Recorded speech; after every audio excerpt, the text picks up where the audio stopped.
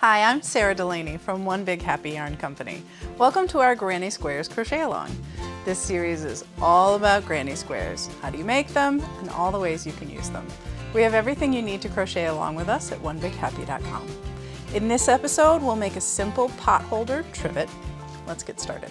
So we are using Nifty Cotton from Cascade, and it comes in these great solid colors, nice neutrals, and then we're also going to add in a pop of extra color with the Nifty Cotton Splash, and I'll show you how we're going to use those. Other materials include a tape measure, scissors, ever important stitch markers. For a crocheter, you want to make sure that you are using a locking stitch marker, because unlike with knitting, we don't have a needle that we can just hang this on for it to travel around the work with us. We need to be able to park these stitch markers and have them stay where we put them. So these are important. We will be using a size H, which is a size 5 that, it's a size 8. That is a 5.0 millimeter crochet hook if you measure yours with millimeters. So H, 8, 5 millimeter crochet hook. This is the finished swatch. I'll come back to this again in a few minutes. But we want a swatch that we can really measure on. And if you make a little swatch, it's not quite enough to measure across. Let me grab my tape measure. When you're measuring, you really want to be able to measure across at least 4 inches, if not 6. I always err on the side of a larger swatch is better than a smaller swatch. The more you can measure, the better. The larger your swatch, the more it's going to act like your finished piece, the more accurate your measurements will be. So you really want to measure your stitches. I can measure not only across 2 stitches, but 4, 6. This is just a little bit over 7 inches by 7 inches. So that's good. And it won't go to waste because we're actually going to use that swatch on the back of our pot holder, because granny squares have lots of holes in them. If you're going to grab something out of the oven, you don't want to stick your fingers through the holes in that granny square and get burned. So having the swatch on the back side means you're nice and protected. But let's get to our granny square. So again, for our granny square, we're going to start with a slip knot. And I like to start with a slip knot that tightens with the tail. Do you see that? When I pull the tail, it gets tighter. If I pull on the loop, the tail gets shorter.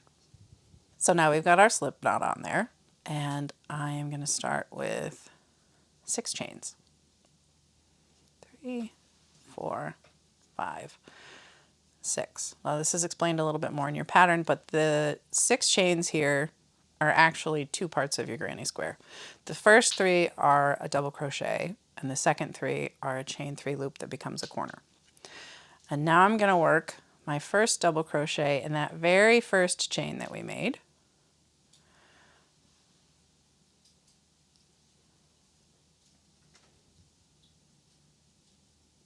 And here, I'll show you what that looks like. So here's that double crochet, and here's that big chain 6 loop. Now I'm going to put a stitch marker in this loop because it will become one of our corners. And now I'm going to work 2 more double crochets back in that same first chain.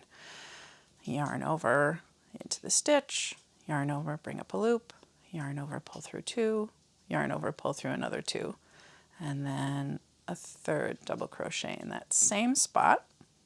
And I know you're thinking, how are you fitting all of these stitches in that same little chain? Because we made that slip knot where it's adjustable with our tail, we can really fit a lot in that loop, and then we can tighten it up when we're done. All right, now I'm going to chain 3 more and then put 3 more double crochets back in that same first chain.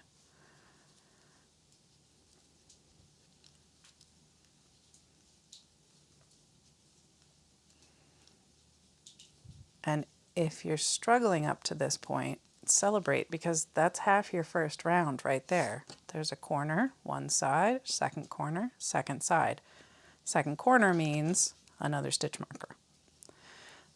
I'd like to put stitch markers in my corners because there's lots of holes in granny squares, and these help you to remember which ones are corners.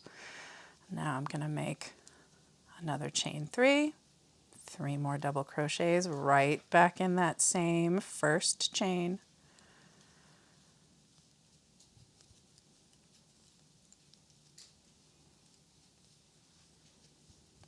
Again, that's a corner we made, so we need to put a stitch marker in there. And I'm going to do this one more time. Chain 3. And this time I'm only going to put 2 double crochets in that very first chain. And I'll show you why in just a moment. Let me finish those 2 and then mark my last corner. And then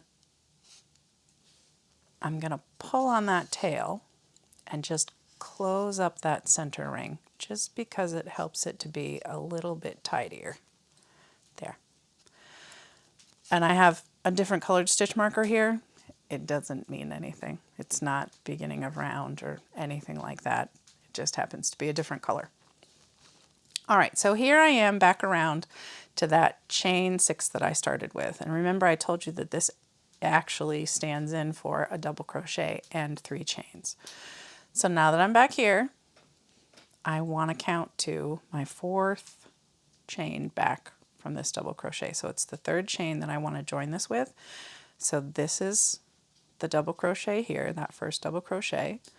So I'm going to count backwards. 1, 2, 3, 4. That 4th chain there from the double crochet is where I'm going to slip stitch to join. And if it pops off your hook, that's okay. Just put it back in there and slip stitch to join. And that's your first round done. And this is how I make my granny squares when I want them all to be the same color. So now we're going to slip stitch into that chain 3 space. That moves us forward into that chain 3 space. And now to start round 2, I'm going to chain 3. That's the double crochet. Then I'm going to chain 3 more. That creates the chain 3 that creates the corner. And now I'm going to put 3 double crochets right back into that chain 3 space where this stitch marker is. So just like before when we worked 3 double crochets into that chain in the center, we're going to work 3 double crochets into this chain 3 space. And it can feel a little fiddly when it's small like this and it's got all these stitch markers. As it gets bigger, it gets a little bit easier. So I've completed that half of that corner. I'm going to take this stitch marker down here out and put it up in that new corner that we created. There you go. See that? Now we have to get over to this corner to make a new corner. And to do that, we need to bridge the gap by chaining 1. Doesn't seem like a lot, but it is, and it makes a difference. So now we're over here in this chain 3 space. We're going to make a whole new corner, and that starts with 3 double crochets.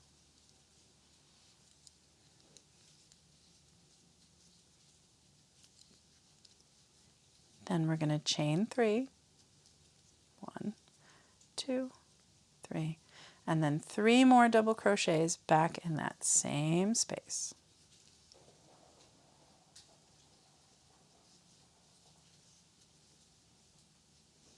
That corner is made. I'm going to take this stitch marker out and put it in that chain 3 space.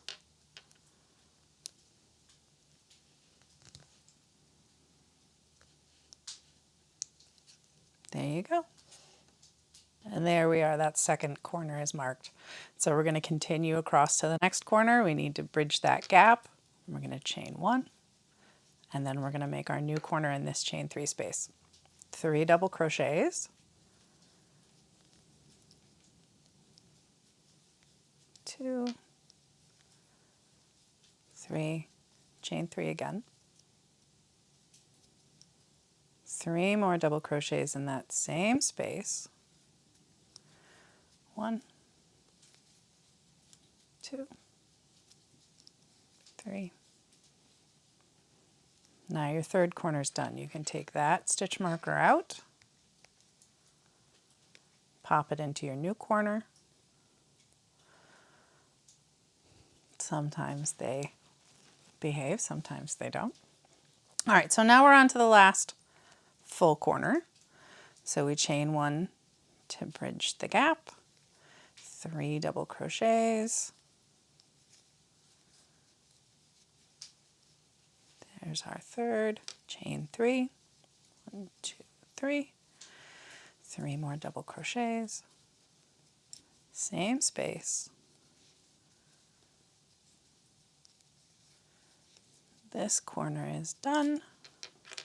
We move our last stitch marker over. And this brings us back to that corner that we started in. And this is different than the ones that we've been making because we had that slip stitch and then the big chain 6 there. In order to make this side of this corner match this side, we need to put 2 double crochets here. So first we bridge the gap with a chain 1 and then 2 double crochets. Now these 2 double crochets, the bottoms of them are going to be a little bit over where that chain starts to come up and out. And that's okay.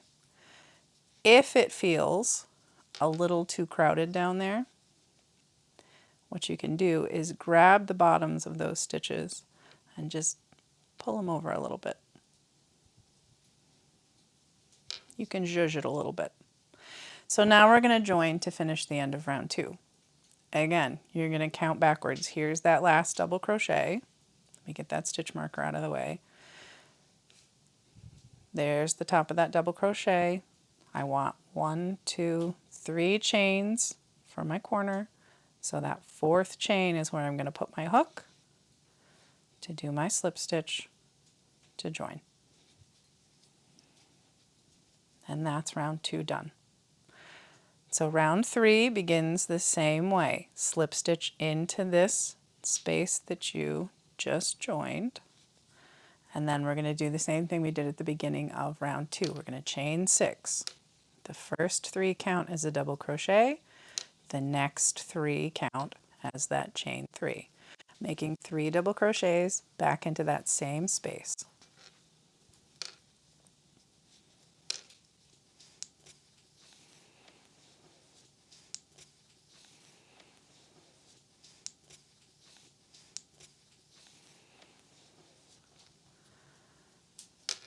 And then I'm going to remove this stitch marker and put it in the new corner that we've made. Now we need to get over to this chain 1 space that we made in the last round. So to bridge the gap, we chain 1. Then we're going to do 3 double crochets in this chain 1 space.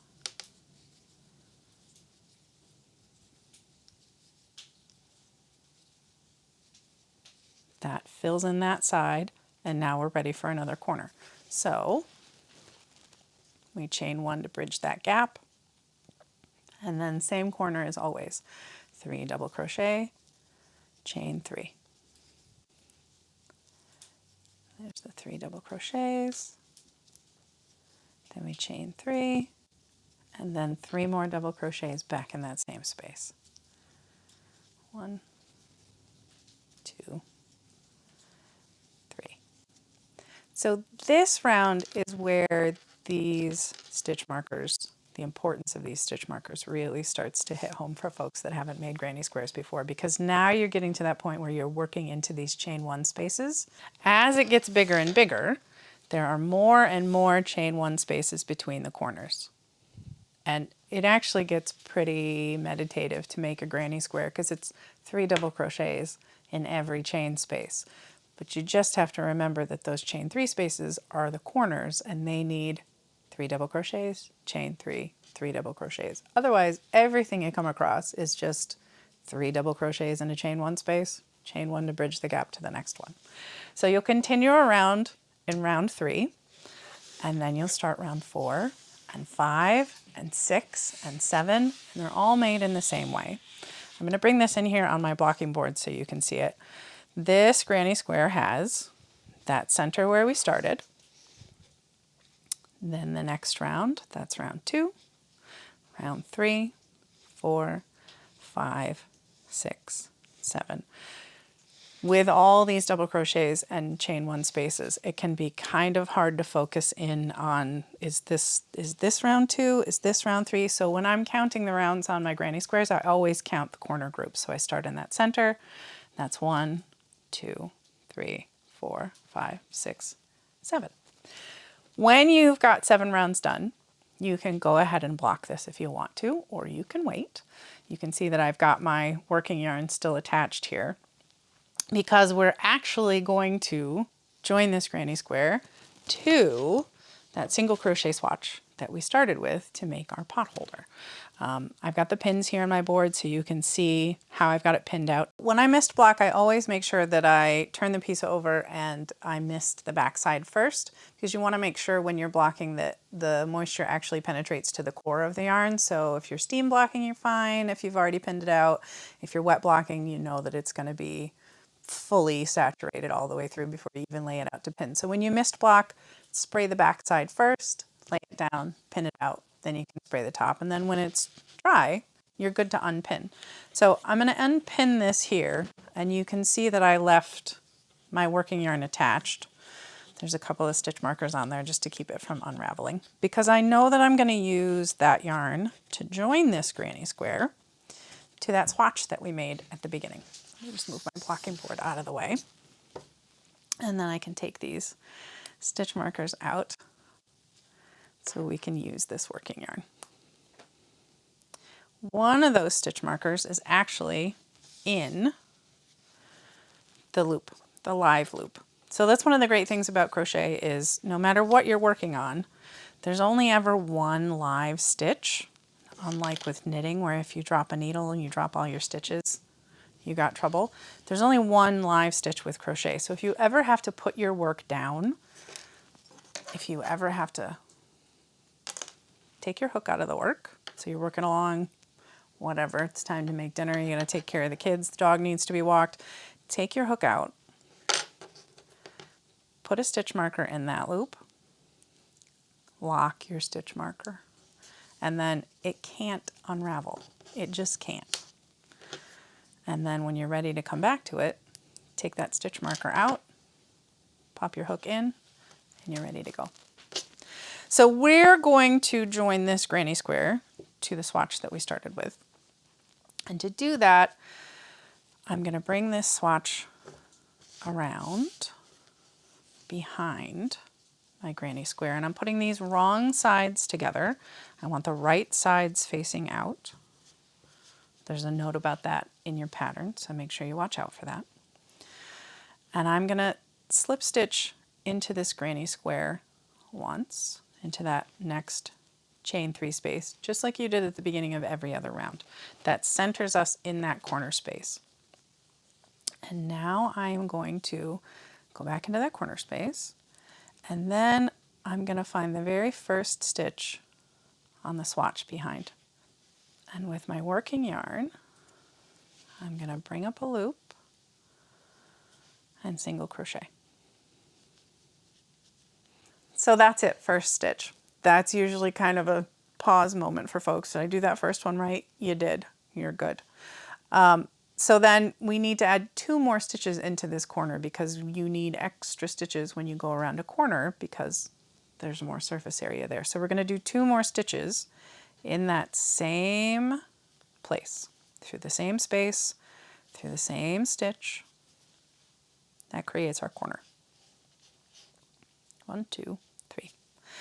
So now across this side here, we're going to do 1 single crochet through the top of every stitch through both sides, both pieces. So you can see I'm going through the granny square and through that swatch.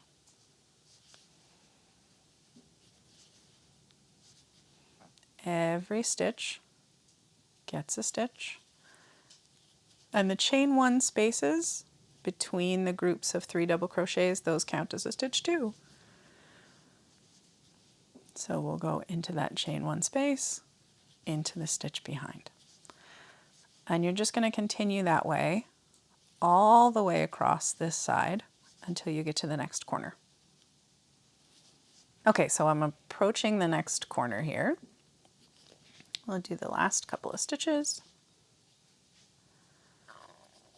All right, so here we are in that chain 3 space in that corner, and we've got, if I peel this back, we've got 1 stitch left back here. Why did I tell you to do a swatch that was 32 stitches wide? Because it's 32 stitches across one side of your granny square. So we're going to do a single crochet in that last stitch, and then to get around that corner we've got to do 2 more in the same spot. 1, 2. There's our 1, 2, 3 in the corner. So now we're going to work along the side. This is a little trickier because there are not clear spots in the tops of stitches. So one of the things that I like to do is to find the very first stitch in the bottom of the swatch and match that up with the next corner and put a stitch marker through both. And I talk about this in the pattern too. You can use stitch markers much like you use straight pins when you're sewing to just kind of hold everything in place. So there's no rhyme or reason to this. I'm not matching stitches particularly. I'm going to take a couple of stitch markers out of our little swatch here to use. I'm just laying these 2 pieces together so I know they lie flat and using stitch markers to hold them in place. Because as I hold on to this and manipulate it to make stitches, it could shift a little bit and then get out of place. So this way it's just kind of held in place. The 2 layers are going to stay oriented to each other well. And I'm not going to pay attention to the edges of the rows on the swatch behind. I'm literally just going to poke my hook through both layers, and wherever it comes through on that swatch is where it comes through on that swatch. I'm making sure that I go into the top of the double crochet on the granny square, but I'm not really paying attention to where it goes into on the back. You could be picky about it, but it's a pot holder. It's going to bang around in your kitchen, and for some of you, I'm sure this will be a first project where you're joining things. It doesn't have to be perfect. It'll be beautiful because you made it. And it's really that simple. I'm just going into the double crochet, pushing it through the swatch on the back, and completing my single crochet.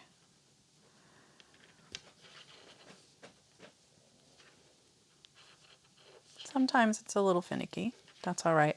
Also keep in mind this project we're working with a 100% cotton yarn. There's not a lot of give and bounce in that yarn, so cotton can be a little bit hard on your hands. It's all right to give yourself a break every once in a while. Stretch your fingers, stretch your hands. Go work on another project for a while, come back to this. Take it in stages. Do whatever works for you. Crochet at your own pace. So here I'm coming to where one of those stitch markers is that was just holding everything in place for me. And see, everything's still laying nice and flat. There's no ripples, no gaps. So I can take that one out and keep crocheting across this side until I get to that corner stitch marker. The nice thing about some crochet hooks is that they have a very pointy tip, and that helps to get through pieces like this. Okay, so here I am. I'm ready for this corner. I'm going to take that stitch marker out. And what do we do in corners? 3 stitches. So 3 single crochets in this corner. 1, 2, 3. Okay, here's another little tip. This is the tail from our swatch. You can, if you feel dexterous enough, some folks can handle this the first couple of projects. It might take you a little bit of practice. You can crochet over this tail for a few stitches to help lock it in place. Let me show you what that looks like. So I'm going to go into this first double crochet, and when I go under the top of that stitch, I'm also going to go under that tail. Then I'm going to go under the next stitch in the swatch behind. See how my working yarn is coming across and over that tail? When I yarn over and grab it to bring it through, if I give my tail a little tug, it's going to hide inside this stitch. I'm going to do that again. Go into the double crochet. There's that tail. So our hook is under the tail, into the stitch on the back. Our working yarn locks that tail in place, and then we complete the stitch. Now, this is cotton. It's very smooth. It's very slippery. Just because you have crocheted over your tail does not mean that you shouldn't weave in your ends later. This just helps it to stay put. And I'm going to work my way across this side the same way we worked across that very first side, matching the stitches in both pieces. When I get across to this corner, I'll do 3 in the corner, and then I will work my way across that last side and join to finish this round. All right, so I'm almost to the end on this last side. And one of the last things you're going to do is make the loop, the chain that will become your loop. So there's my last single crochet. I'm going to slip stitch into that very first single crochet that we made. And then I'm going to chain 10, 3, 4, 5, 6, 8, 9, 10. And now I'm going to skip that second single crochet that we made in this corner. So remember there were 3, 1, 2, 3. I'm going to skip that second one because this loop will more than bridge that space. And then I'm going to go into that third single crochet. If it helps you, stitch markers are your friends. So when you're working around, if you need to remind yourself of where that third or the second of those third single crochets is, you can always put a stitch marker in it when you make it so that you know when you come back around you'll be able to find it the same way that you did when we were making the corners on the initial granny square. So I've got one more to go here. Then I'm at that second single crochet in the corner. So I'm going to do 3 into that same stitch. This might get a little bit tight, so take your time with it. Get your 3 stitches in there. There you go. So you just finished that corner. Now you're going to work your way across this side. Do the same 3 stitches in that second single crochet in this corner, the next side, the next corner, the final side, and then we'll finish up that loop. Okay, so here I am back around to that loop. You could leave it here, but I usually like to make it a little bit more substantial, so we're going to single crochet our way around that loop. It was 10 chains, but 10 single crochets, an equal number of single crochets never quite seems to fill up a chain, so I always like to add 2. So we're going to do 12 single crochets into this loop, and I will share another little secret with you. Even though I just said 10 single crochets are not going to fill up this chain loop, it's going to fill up before you hit 10. So you can see how it looks like I'm almost all the way at the end already, but I've only done 1, 2, 3, 4, 5, 6, 7, 8 single crochets. What I mean when I say that you need more single crochets to fill up this loop is that I like them to be nice and dense. So I grab the last single crochet and I kind of pinch it and I pull the loop back out. And see how that helps all of those single crochets to sort of snug together. Then I can add in 4 more because we want 12. We've got 8. That's number 9. 10. Again, it looks like we're getting a little too close to the end. You just grab that single crochet, pull it back a little bit. There's 11. and 12. Now I'm gonna slip stitch into the first single crochet that we made after that chain. I'm gonna cut my yarn. I'm gonna give myself a nice long chain because again, cotton is slippery and it doesn't like to behave. So you really need to weave in the ends. I yarned over it and pulled through that stitch. I'm just gonna give it a tug. That tightens it up and it's fastened off. And now I'm gonna weave in the ends. So we've fastened off and I've got a nice long tail because cotton is slippery and it doesn't like to behave. So I usually want to give myself plenty of yarn to weave in. I'm just going to thread my tapestry needle. Which again, cotton. I love the things that cotton makes. I don't always love working with cotton. It's okay to not love the materials you work with if you love the things that you make with them. And I'm gonna duck this needle under the next single crochet first. That helps to tie that last stitch to the first stitch. And now normally you would just flip your piece over and weave in on the wrong side. This can totally be a normally moment. Because there is a wrong side to these single crochet stitches that we did. So here my yarn is now on the wrong side. What I'm going to do is tuck it inside the two legs of that single crochet. Do you see them? That's leg one, that's leg two.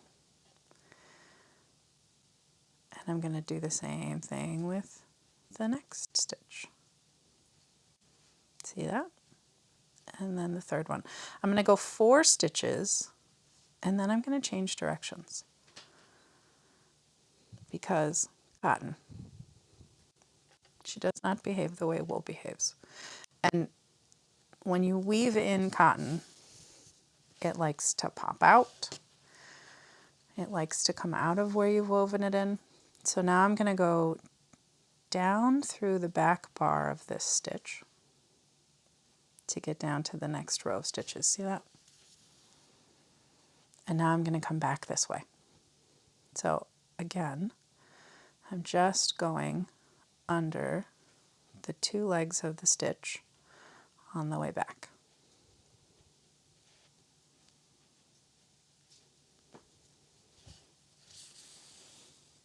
Also, the things that you make with cotton tend to get used.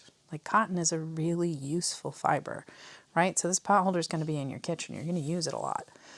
Take the time to do a little extra weaving in. It'll help your product, your finished product, last longer. All right, one more stitch and that tail is good. So you would do the same thing. You would weave in all of your tails. I mean, a lazy man's weaving in on a potholder would be to just hide them between the layers. But granny squares have holes in them and they'll pop out through all those holes. Now remember, you blocked this granny square and you blocked the swatch when you started. You don't have to block it, you just added the edging because you had blocked both layers before, but you can block it so that you can straighten out those edges and be really crisp.